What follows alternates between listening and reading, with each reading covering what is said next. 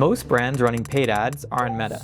Not because it's the best fit for their business, because it's where they started. Someone told them to run Facebook ads, so they set up a campaign, it worked well enough to keep going, and now Meta gets 90% of their budget by default. That's not a strategy, it's complacency, and it doesn't force you to be testing new touch points. I've worked with brands that were heavily underspending on Google because nobody had ever asked the question, how much of this budget should even be here? So in this video, I want to give you a real decision framework, the same one we use at Rockstar when we take on a new client and need to figure out where their money should actually go. Not just the platform they're comfortable with, the platform that fits the business. Here's what I see constantly.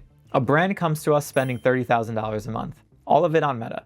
Their ROAS is decent, their CPA is manageable, but they've hit a ceiling. Every time they try to scale, performance softens. So they assume they need better creative or a smarter campaign structure. And sometimes that's true. Creative is often a big lever. But sometimes the real answer is that they've saturated the auction on Meta to a point where the cost to bid for new customers is greater than the relative increase in lifetime value. And that growth unlock is sitting somewhere else entirely. The first question we ask isn't what's wrong with your Meta account, it's what does this business actually need from paid media right now? Are you trying to find people who've never heard of you, or are you trying to capture people who already are looking for what you sell? Those are two totally, completely different jobs, and no single platform does both equally well. Meta and TikTok are interruption platforms. You're putting something in front of someone who wasn't looking for it. That requires a creative hook, a compelling offer, and a product that translates visually. If you have that, these platforms are powerful. If your product needs explanation or a longer consideration cycle, you're working against the format. Google is intent capture. Someone types in exactly what they want and your ad shows up. The hard work is done. They're already in market. The question is whether there's enough search volume for what you sell and whether the economics work at that CPC. Those aren't interchangeable jobs. Once you internalize that, the budget conversation gets a lot cleaner. So how do you actually decide? Here are the variables that we look at. First, AOV and margin.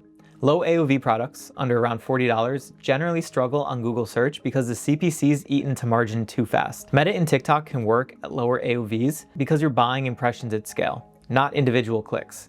If your AOV is $100 or above, Google becomes a lot more viable, especially for branded searches and high intent categories. Second, search volume. If people are actively searching for your product category, Google is almost always a part of the right answer. Pull up Google Keyword Planner and look at monthly search volume for your core terms. If you're seeing 10,000 plus monthly searches for what you sell, there's a Google play.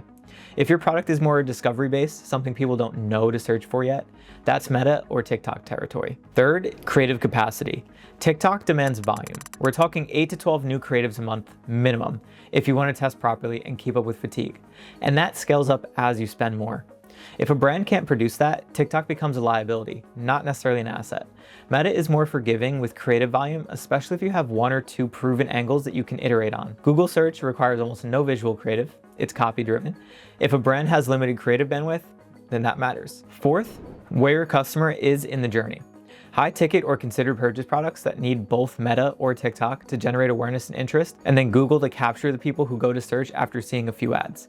That's a real phenomenon. You'll see branded search volume climbs as your Meta spend increases. That's not Google only working independently. That's the platforms working together. The last thing I want to cover is how this changes as you scale, because the right mix at $5,000 a month is not the right mix at $50,000 a month. Early stage, under around $10,000 a month, you almost always want to start with one platform and own it before diversifying. Meta is usually the right call because the audience size gives you room to learn, creative testing is more accessible, and the feedback loop is just faster. The goal at this stage is finding what converts, not spreading budget thin across 3 different platforms. Once you're in the $10,000 to $30,000 a month range and you have a proven CAC, that's when Google starts making sense. Specifically branded campaigns first, then high-ticket non-branded terms. This is also when TikTok becomes worth testing if your creative pipeline can support it. Above $30,000 a month, you should definitely be considering running all 3 in some capacity, but they're doing different jobs. Meta and TikTok are your growth channels, generating demand and finding new customers.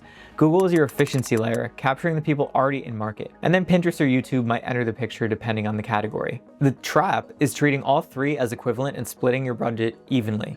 That's not how it works. You wait toward wherever your cost to acquire a new customer is lowest, and you treat the other platforms as supplemental until the data tells you otherwise. So the platform decision comes down to what job you need the media to do, what your product and margin structure can support, and where a customer is in the buying process. It's not about which platform is best, it's about which platform fits the business you're running right now.